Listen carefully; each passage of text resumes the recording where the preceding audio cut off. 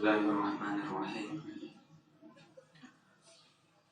الحمد لله عدد خلقه ومداد كلماته ورضا نفسه، والصلاة والسلام على صفوة رسوله وخير الخلق سيدنا محمد صلى الله عليه وسلم وعلى آله وأصحابه رضوان الله عليهم أجمعين.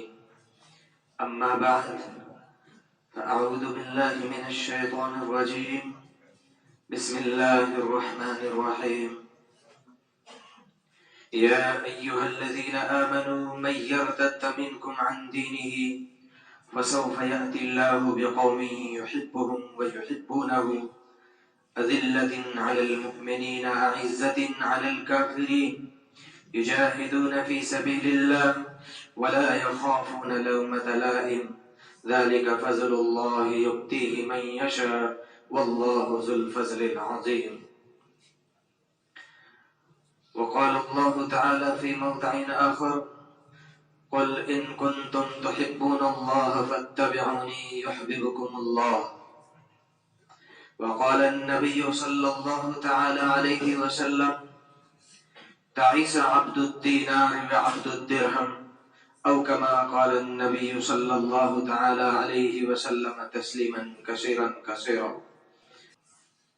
سبحان ربك رب العزة عما يصفون وسلام على المرسلين والحمد لله رب العالمين. اللهم صل على سيدنا محمد وعلى آل سيدنا محمد وبارك وسلم.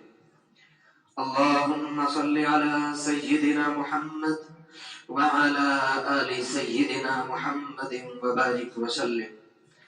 اللهم صل على سيدنا محمد وعلى آل سيدنا محمد وبارك وسلم. یہ آیت کریمہ کہ جو میں نے آپ حضرات کے سامنے تلاوت کی ہے، اس میں کچھ آنے والے حالات کو اللہ تبارک و تعالی ارشاد فرما رہے ہیں کہ جب ارتداد پھیل رہا ہو، لوگ مرتد ہو رہے ہو، لوگ دین چھوڑ کر باطل کی طرف جا رہے ہو، تو اس کے بعد کیا ہونے والا ہوتا ہے.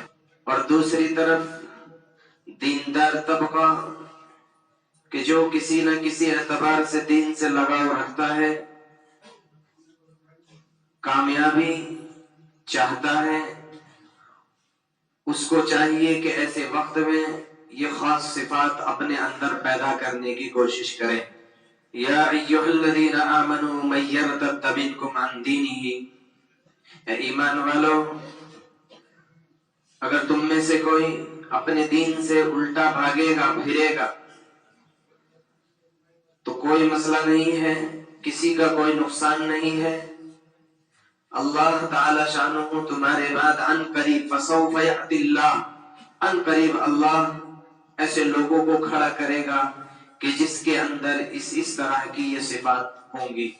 ان کی صفات کو اللہ تبارک و تعالی نے ارشاد فرمایا کہ جو لوگ کھڑے ہونے والے ہوں گے، ایک تو اس طرف بھی اشارہ ہو گیا کہ جب ہم دیکھ رہے ہوں کہ ارتداد پھیل رہا ہے، لوگ اسلام سے انحراف کا اعلان کر رہے ہیں، تو اب سمجھ لینا چاہیے کہ یقیناً اب وہ وقت آ چکا ہے. فسوف یأتی اللہ بقوم یحبهم ویحبونہ، ان قریب، بہت جلد. اس کے بعد سوف اللہ نے ارشاد فرمایا ہے، اس کے فوراً بعد اب ایک جماعت کھڑی ہونے والی ہے، اب ایک قوم کھڑی ہو جانے والی ہے کہ جس کے اندر اوصاف ہوں گے یحبهم ویحبونہ، اللہ کی محبت.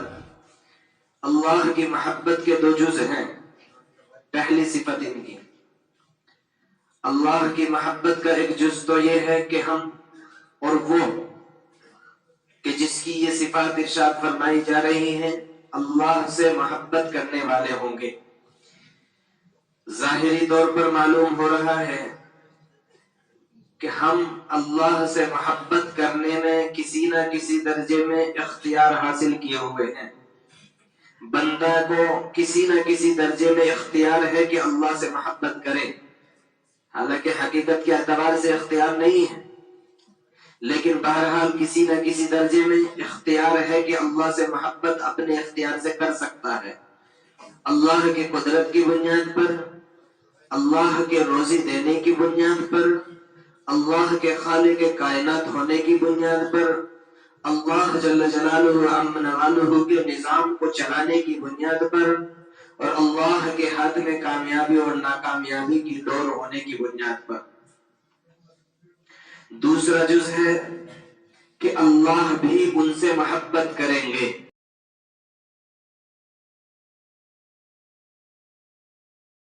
ظاہری طور پر معلوم ہو رہا ہے کہ اس میں بندہ بالکل بے اختیار ہے، اللہ کی مرضی، اللہ کس سے پیار کریں گے، اللہ کس سے محبت کریں گے، لیکن جب ہم دوسری آیت پر نظر ڈالتے ہیں تو معلوم ہوتا ہے کہ اس کا بھی اللہ تعالی شانہ نے اختیار دے دیا بندے کو، تم چاہو تو اللہ محبت کر سکتے ہیں۔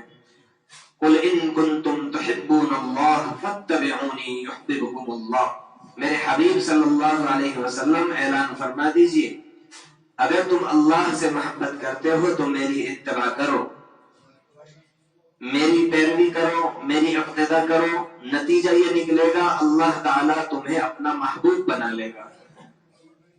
100% یہ بات یقینی ہے کہ جب اللہ کے رسول صلی اللہ علیہ وسلم کی اتباع کرے گا بندہ، اللہ تعالیٰ اس سے بے پناہ محبت کرنے لگیں گے، اللہ تعالیٰ شانہ 100% اس سے محبت کریں گے۔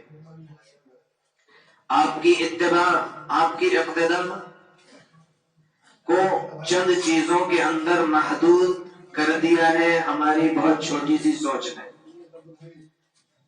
صرف کرتا پاجامہ، صرف داڑھی، صرف چند چیزوں میں، حالانکہ یہ بھی بہت عظیم سنتیں ہیں رسول اللہ صلی اللہ علیہ وسلم کی کہ کسی کو ان چیزوں کی اور ان سنتوں کی توفیق کا مل جانا، ناقدری کی نظر سے کسی ایک کو بھی نہیں دیکھنا ہے۔ یقیناً ہر ایک سنت ایک عظیم سنت ہے، لیکن اس کے ساتھ ساتھ سنتیں ہر ایک چیز میں، اقوال رسول صلی اللہ علیہ وسلم کو احادیث کہا جاتا ہے اور آپ کی عادت شریفہ کو آپ کی سنت کہا جاتا ہے۔ ہر عمل میں آپ کی سنت، بولنے میں آپ کی سنت، کھانے میں آپ کی سنت، رہنے میں، چلنے میں، بات کرنے میں، معاملات میں آپ کی سنت کیا ہے، اخلاقیات میں آپ کی سنت کیا ہے، لوگوں کے ساتھ میں معاملات کرنے میں، یا دکان پر بیٹھ کر کے لوگوں کو چیزیں فروخت کرنے میں، یا سودا خریدنے میں، ہر ایک چیز میں، لباس میں، ہر جگہ پر، ہر چیز میں۔ اس کی مثال ہمارے بزرگان دین یوں دیتے ہیں کہ جیسے ایک عورت ہوتی ہے، وہ اس کا احساس رکھتی ہے کہ جب وہ ایک رنگ بنواتی ہے اور اپنی انگلی میں ڈالتی ہے تو وہ اس کا احساس کرتی ہے کہ میری انگلی دوسرے اعضاء کے مقابلے اب خوبصورت نظر آ رہی ہے۔ گلے میں جب وہ سونے کا ہار ڈال رہی ہے، وہ احساس رکھتی ہے اس بات کا کہ میرا گلا دوسرے اعضاء کے مقابلے میں خوبصورت ہو گیا ہے۔ ہاتھوں کی کلائیوں میں سونے کی جب چوڑیاں ڈال لیتی ہیں تو محسوس کرتی ہے کہ واقعی میرے سارے اعضاء میں یہ عضو ایک خاص اثر رکھتا ہے اور بالکل الگ اور خوبصورت نظر آ رہا ہے۔ یہی ہے بالکل مثال ایک سنت کی۔ جب ایک بندہ اللہ کے رسول صلی اللہ تعالی علیہ وسلم کی ایک سنت مسواک کو اپنے عمل میں لے آیا ہے، اس کا منہ خوبصورت ہو گیا ہے۔ اللہ کے رسول صلی اللہ علیہ وسلم کی جیسا لباس جب بنا لیا ہے تو لباس کے اعتبار سے خوبصورت ہو گیا ہے۔ معاملات کو سنت کے طریقے پر ڈھال دیا ہے تو اب معاملات میں خوبصورت ہو چکا ہے، اخلاقیات میں خوبصورت ہو چکا ہے۔ ایک ایک عمل کو دیکھنا کہ پیارے رسول حضرت محمد رسول اللہ صلی اللہ تعالی علیہ وسلم کا طریقہ اس کے اندر کیا ہے۔ آپ نے کیا طریقہ سکھایا ہے، آپ کی سنت کیا ہے۔ معلوم یہاں پر یہ بھی ہو رہا ہے کہ جب یہ ارتداد کی لہر دوڑے گی، اس کے بعد جو کھڑی ہونے والی جماعت ہوگی، جو کھڑی ہونے والی قوم ہوگی، وہ 100% سنتوں کی اتباع کرنے والی ہوگی۔ سنتوں سے منحرف ہو کر سنتوں کو چھوڑنے والے ایک بھی اس جماعت میں داخل نہیں ہوگا۔ 100% سنتوں کی اتباع کرنے والے، 100% آپ صلی اللہ تعالی علیہ وسلم کی اقتداء کرنے والے لوگ ہی اس میں شامل ہو پائیں گے۔ تو پہلی صفت ان کی ارشاد فرمائی گئی ہے اللہ کی محبت۔ اب وہ اپنے آپ اللہ سے محبت کرنے کا معاملہ ہو یا اللہ کے اس کے ساتھ محبت کا معاملہ ہو، دونوں جز۔ اذلۃ علی المؤمنین اعزۃ علی الکافرین۔ دوسری صفت ان کی یہ ہے کہ یہ مومنین کے لیے بہت نرم دل ہوں گے۔ اذلہ ذلول کی جمع ہے جس کے معنی آتے ہیں نرم دل۔ مومنوں کے ساتھ ان کا معاملہ یہ ہوگا کہ حق پر ہوتے ہوئے معلوم ہے کہ حق پہ میں ہی ہوں، لیکن جھگڑا چھوڑ دے گا۔ اس جماعت کا معاملہ یہ بالکل نہیں ہوگا کہ ذرا سا اس کو چھیڑنا بھی ایک دوسرے کو مشکل ہو جائے، صف درست کرنے کے لیے اس کو ہاتھ لگانا بھی دشوار ہو جائے۔ اس جماعت کے لوگوں کا حال یہ بالکل نہیں ہوگا۔ اس جماعت کے لوگوں کا حال یہ بالکل نہیں ہوگا کہ مسجد کے اندر بھی آپ ذرا بھی اس کو کچھ کہہ نہ سکے کہ آپ کون ہوتے ہیں یہ کہنے والے، آپ کو کیا حق ہے اس بات کا۔ آئے دن ہمارے سامنے موجود ہے کہ ہماری لڑائیاں مسجدوں کے اندر اتنی چھوٹی سی بات کی بنیاد پر ہو رہی ہوتی۔ آپ نے یہاں پر چپل رکھ دی، آپ نے یہاں پر موبائل رکھ دیا، اگر وہ کوئی کہہ رہا ہے تو ظاہر سی بات ہے کچھ کوئی سوچ سمجھ کر کے کچھ کہہ رہا ہے کہ یقیناً اس کو سمجھنا چاہیے کہ شاید میں غلط طریقے سے مسجد میں استعمال کر رہا ہوں کوئی چیز۔ لیکن اس جماعت کے لوگوں کا یہ حال بالکل نہیں ہوگا کہ وہ مومنین کے لیے تو سخت ہو، کافروں کے لیے نرم دل۔ اس کا تو معاملہ یہ ہوگا کہ مومنین کے لیے نرم دل، جس کے لیے ضمانت دے رہے ہیں امام الانبیاء حضرت محمد رسول اللہ صلی اللہ علیہ وسلم۔ میرے صحابہ لوگوں، ضمانت دیتا ہوں، ضمانت لیتا ہوں اس بات پر کہ جو شخص کو چھوڑ دے گا تو جنت کے بیچوں بیچ اسے گھر دلاؤں گا۔ یہ سچی بات ہے۔ یہ کون کہہ رہا ہے؟ امام الانبیاء حضرت محمد رسول اللہ صلی اللہ تعالی علیہ وسلم۔ حق پر ہوتے ہوئے لڑائی چھوڑ دیجیے تو آپ کو جنت میں گھر دلانے کی ضمانت دی جا رہی ہے۔ ہمارے اعمال تو یقیناً اس قابل نہیں ہے، اس لائق نہیں ہے کہ ہمیں کچھ مل سکے۔ تو بہرحال اس جماعت کا معاملہ یہ ہوتا ہے کہ جس کو صحابہ کرام کی ایک خاص صفت بھی اللہ نے ارشاد فرمائی، رحماء بینہم، آپس میں بڑے نرم دل ہے، آپس میں بڑے رحیم ہے، ایک دوسرے کے ساتھ میں بڑے اچھے سے پیش آتے ہیں۔ یہاں تو اپنوں کے ساتھ معاملہ یہ ہے کہ ایک دوسرے سے خر کھا رہے ہوتے ہیں، ایک دکان والا برابر کی دکان والے سے خر کھا رہا ہوتا ہے۔ یہ کسٹمر آپ کے پاس کیسے چلا گیا؟ اندر ہی اندر جو ہے بجھ رہا ہے، اندر ہی اندر جل رہا ہے۔ یہ ایمان والوں کی اور اس اٹھنے والی جماعت کے حالات نہیں ہیں۔ اس جماعت میں اس طرح کے لوگ بالکل داخل نہیں ہوں گے۔ اعزۃ علی الکافرین، عزیز کی جمع ہے اعزہ، جس کے معنی ہے قوی، سخت اور غالب۔ کافروں پر غالب رہنے والے، کافر معلوم کر رہے ہوں گے، معلوم ہوگا ان کو کہ یہ جماعت، یہ لوگ اس طرح کے لوگ نہیں ہیں کہ ان پر ہاتھ ڈال دیا جائے اور ہماری جان بچ جائے۔ اتنے ذلیل لوگ نہیں ہیں کہ کچھ بھی کر دیا جائے ان کے ساتھ، کیونکہ ظاہر سی بات ہے یہ لوگ وہ لوگ ہیں کہ جو کسی کو ستاتے نہیں ہیں، کسی پر ظلم نہیں کرتے ہیں، کسی کو پریشان نہیں کرتے ہیں، کسی کا مال نہیں لوٹتے ہیں۔ یہ تو اپنے ملک کے بڑے خیرخواہ لوگ ہوتے ہیں، یہ تو اپنے ملک کی حکومت کو بھی بچانا چاہتے ہیں، یہ تو اپنے ملک کی ہر ایک چیز کو بچانے کے لیے اپنی جان کی قربانی لگانے کے تیار رہتے ہیں۔ یہ معلوم ہو رہا ہوتا ہے ان کو کہ یہ جماعت ایسی جماعت نہیں ہے کہ ان کو مغلوب کر دیا جائے اور مار دیا جائے اور جلا دیا جائے، کچھ بھی نہیں ہونے والا، بلکہ ان کو معلوم ہو رہا ہوتا ہے کہ نہیں، یہ بالکل کمزور نہیں ہے، یہ غالب ہے، یہ سخت لوگ ہیں، چونکہ نہ تو یہ ظلم کرتے ہیں اور نہ ظلم سہتے ہیں۔ اعزت علی الکافرین یجاہدون فی سبیل اللہ، تیسری صفت، ولا یخافون لومۃ لائم، کسی ملامت کرنے والے کی ملامت کا بالکل ڈر نہیں محسوس کرتے۔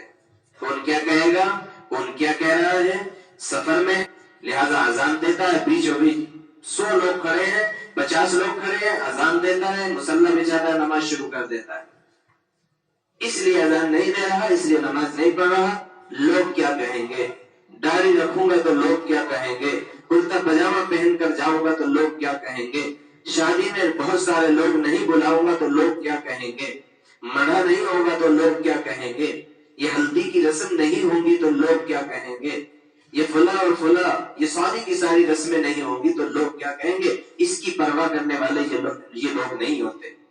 اس جماعت میں اس طرح کی حرکتیں کرنے والوں میں ایک بھی داخل نہیں کیا جائے گا۔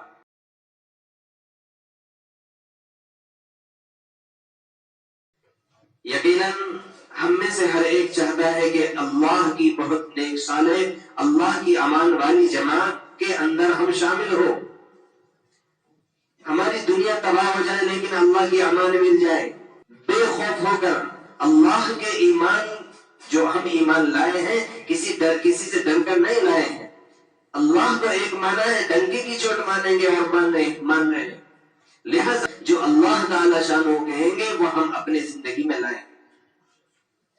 وَلَا يَخَافُونَ لَوْمَةَ لَائِمٍ، آیت کریمہ کا مصداق کون ہے؟ اول مرحلے میں سب سے پہلے جو لوگ آئے ہیں حضرت محمد رسول اللہ صلی اللہ علیہ وسلم کے جانثار صحابہ، حضرت صدیق اکبر رضی اللہ تعالیٰ عنہ اور آپ کے عظیم ساتھیوں کا لشکر ہے۔ تعیس عبد الدینار و عبد الدرہم، اللہ کے رسول صلی اللہ علیہ وسلم ارشاد فرما رہے برباد ہو جائے یا برباد ہو گیا دینار اور درہم کا بندہ۔ شرک فی المحبت کیا ہے؟ پیسوں سے محبت، مال سے محبت، نام عبداللہ ہو، نام عبد الرحمن ہو، لیکن کارنامے عبد الدینار اور عبد الدرہم والے ہوں۔ اللہ کا بندہ کم، پیسوں کا بندہ زیادہ نظر آ رہا ہو، بلڈنگوں سے زیادہ محبت کرنے والا دکھائی دے رہا ہو۔ ارتداد کی جو بہت بڑی لہر دوڑی ہے، اللہ کے رسول صلی اللہ علیہ وسلم ہی کے زمانے میں مسیلمہ کذاب نے ایک طرف دعویٰ کر دیا نبوت کا، اسود عنسی نے دوسری طرف دعویٰ کر دیا نبوت کا، طلحہ بن خویلد نے جو ہے تیسری طرف دعویٰ کر دیا نبوت کا، بڑے بڑے تینوں قبیلے جو ہے مرتد ہو گئے، 7 بڑے بڑے قبیلے اور عرب کے ارتداد کی طرف چلے گئے، اعلان کر دیا ہم تو اسلام میں نہیں ہیں، ہم تو کفر میں چلے گئے۔ اللہ کے رسول صلی اللہ علیہ وسلم نے اسود عنسی یمن کے اندر تھا، بہت بڑی قوت حاصل کر چکا تھا، بہت بڑے اعتبار سے لوگ جو ہے اس کی طرف چلے گئے ارتداد۔ وہاں کا جو امیر تھا، وہاں کا جو حاکم تھا، اللہ کے رسول صلی اللہ علیہ وسلم کا طے کیا ہوا، آپ نے حکم دے دیا اس سے آپ انتقام لیں، آپ اس کا مقابلہ کریں۔ انتقام لیا گیا، بہرحال اسی رات کو اس کا تو انتقال ہوا، قتل کر دیا گیا، اور اس کے اگلے ہی روز اللہ کے رسول صلی اللہ علیہ وسلم، امام الانبیاء حضرت محمد کریم صلی اللہ علیہ وسلم اس دنیائے فانی سے رخصت ہو گئے۔ بہت بڑا مسئلہ آ گیا صحابہ کرام کے سامنے۔ حضرت عامہ عائشہ رضی اللہ تعالیٰ عنہ فرماتی ہے کہ میرے ابا صدیق اکبر رضی اللہ تعالیٰ عنہ کو اتنا بڑا صدمہ ہوا، اللہ اگر ہمت اور استقلال اور استقامت نہ دیتے تو یقیناً پہاڑ بھی ٹوٹ جاتا، لیکن اللہ نے ہمت دی، استقامت دی، کھڑے ہو گئے، خطبہ دیا، سمجھ نہیں آ رہی تھی لوگوں کو، ایسے حالات ہیں۔ امام الانبیاء صلی اللہ علیہ وسلم بھی چلے گئے ہیں، لوگ مرتد ہو رہے ہیں، کیسے مقابلہ ہو؟ آپ کہہ رہے ہیں نہیں لڑنا ہے، ایک رسی بھی اگر دیتا تھا نہیں دے گا تو میں جاؤں گا، کوئی بھی نہیں جائے گا تو میں اکیلا جاؤں گا، گھوڑا تیار کر رہے ہیں اکیلے جانے کو، اللہ نے کھولا، بہرحال صحابہ آئے، اللہ کے رسول صلی اللہ علیہ وسلم کے پہلے خلیفہ حضرت صدیق اکبر رضی اللہ تعالی عنہ نے لشکر روانہ کر دیا مسیلمہ کذاب کی طرف بھی۔ حضرت خالد بن الولید لشکر لے کر گئے، مقابلہ ہوا، مسیلمہ کو حضرت وحشی رضی اللہ تعالی عنہ نے قتل کر دیا۔ پورا لشکر جو تھا، جو بچے بہرحال واپس سے اسلام میں آئے۔ اسود عنسی بھاگ گیا، بھاگا تو اس کے بعد جو ہے بہرحال واپس آیا، اللہ تبارک و تعالیٰ نے ہدایت دی، پھر سے اسلام میں آ گئے۔ تو یہ حالات تھے، لیکن ان حالات کا مقابلہ کیا صحابہ کرام کی واقعی جماعت نے ہمت اور حوصلے کے ساتھ۔ لوگ مرتد ہو رہے ہیں، اس ارتداد کے مخالف کھڑی ہونے والی جماعت کہ جس کے 4 صفات اللہ نے ارشاد فرمائے ہیں، سب سے پہلی تو یہ جماعت ہے۔ اب اس کے بعد دوبارہ سے پھر اور 12 سے پھر بہرحال جب بھی اس طرح کے حالات قائم ہوں گے، لوگ مرتد ہو رہے ہوں گے، لوگ ارتداد کی طرف جا رہے ہوں گے، بچنے والے لوگوں میں ایک جماعت تیار ہوں گی۔ ہم سب کو چاہیے، اور ایک ایک ایمان والے اور ایک ایک ایمان والی کو چاہیے کہ اپنے اندر اللہ تعالیٰ نے جو اس آیت میں یہ اوصاف بیان فرمائے ہیں، یہ اوصاف اپنے اندر پیدا کرنے کی کوشش کرے۔ اللہ تعالیٰ سے دعا ہے، اللہ مجھے بھی ہم سبوں کو عمل کی توفیق فرمائے۔ وما علینا الا البلاغ۔